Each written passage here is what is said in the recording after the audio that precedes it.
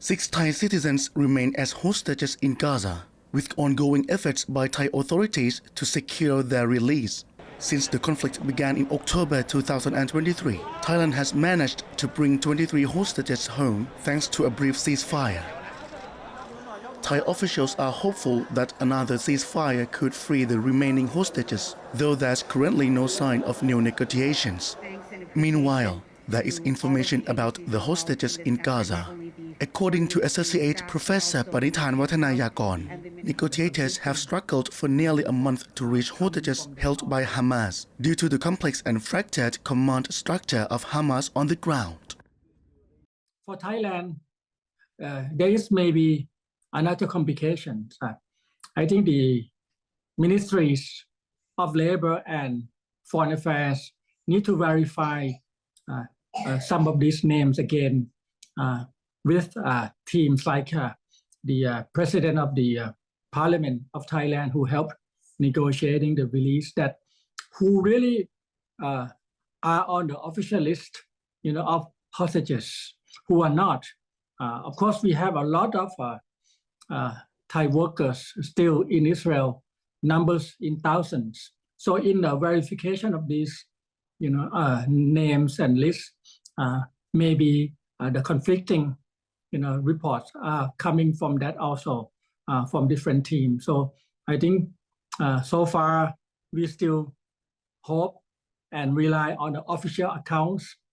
of the ministries of foreign affairs and Ministry of Labor, and we still count on the returning of the remaining hostages until otherwise noticed. The Israeli forces should know very much who's who. For example, these American hostages also are now identified. It will be more difficult to release them also. But in our case, I think we need to work harder, to secure the transparency and the return of these hostages. Meanwhile, Assistant Professor Manoj Ari suggested that Donald Trump's presidency could reshape the hostage release talks, offering space for negotiation, unlike Biden's firm support for Israel. อย่างที่ทราบกันว่าถ้าเป็นไบเดนเนี่ยคือพูดอย่างเดียวนะแล้วบางทีพูดแล้วทำอีกแบบหนึ่งพูดอย่างทำอีกแบบทำอีกอย่างนะดังนั้นเวลาเขาพูดถึงเรื่องของตัวประกันเนี่ยว่าอิสราเอลต้องระมัดระวังเรื่องตัวประกันหรือฮามาสต้องปล่อยตัวประกันเนี่ยแต่ในทางปฏิบัติเราเห็นว่าไบเดนสนับสนุนอาวุธเต็มที่ถล่มเลยนะมันย้อนแย้งใช่ไหมแต่พอมาโดนัลด์ทรัมป์เนี่ยนะครับผมคิดว่า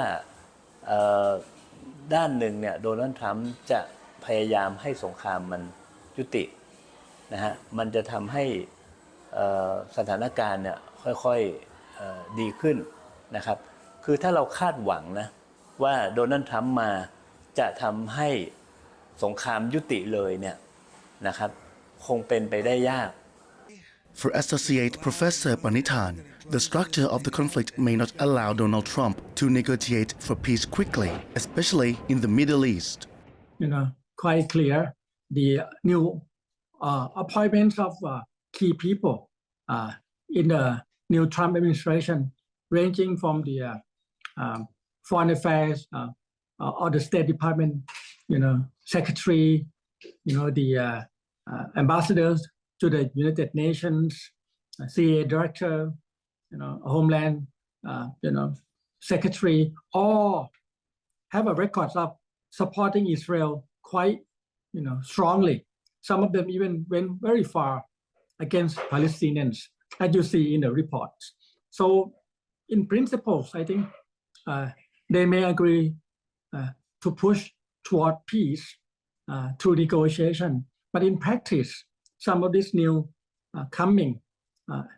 leaders or administrators may end up supporting more in terms of financial and military to Israel. I think this is one of the problems. An expert says, however, there's still a hope for peace in the region through negotiations for a permanent ceasefire. แต่ถ้าทำดำเนินการจริงๆเนี่ยถ้ามันมีสัญญา เรียกว่าสัญญาหยุดยิงและสงบศึกแบบถาวรไม่ใช่แค่2 วันอย่างที่อิสราเอลเสนอก็มีความเป็นไปได้สูงเลยครับที่ตัวประกันจะถูกแลกเปลี่ยน